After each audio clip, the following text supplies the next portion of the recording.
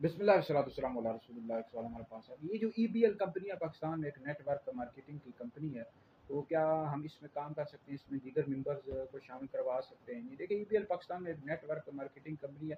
آج کل پیسہ کمانے کے لیے کئی کمپنیاں اس طرح کی نکل آئی ہیں، اور فورسیج کمپنی ہے، ای بی ایل ہے، اس طرح دیگر کئی کمپنیاں آن لائن لوگوں کو جابس دے رہی ہیں۔ تو اس حوالے سے یہ ابتداً اس میں ای بی ایل میں 750 روپیہ جمع کروانا پڑتا ہے، پھر اس میں 2 ممبرس کو شامل کرواتے ہیں۔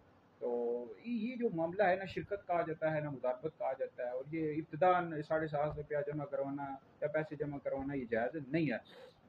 لہٰذا ای بی ایل میں کام بھی نہیں کر سکتے، اور اس میں خود ممبر بھی نہیں بن سکتے، نہ کسی کو بنوا سکتے ہیں، رجسٹر نہیں کروا سکتے، جائز نہیں ہے۔ اسی طرح فورسیج کمپنی ہے، یہ کئی نوجوان ہیں آج کل، آپ ہوتا ہے بے روزگاری اور اس طرح کی کمپنیاں نکل آئی ہیں، حلال حرام کا لوگوں کو پتہ ہی نہیں ہوتا، نہ لوگ علماء سے پوچھتے ہیں۔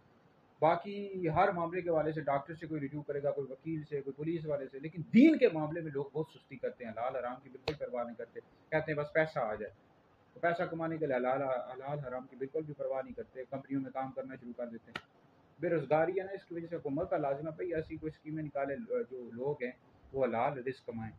تو یہ فورسیج کمپنی ہے، ای بی ایل ہے، اس طرح دیگر کمپنیوں میں کام کرنا جائز نہیں ہے، جو نیٹ ورک مارکیٹنگ کمپنیاں ہوتی ہیں۔ مزید کوئی آپ نے سوال کرنا نیچے کمنٹس میں کر سکتے ہیں، انشاءاللہ ہم اس کا بھی جواب دے دیں گے۔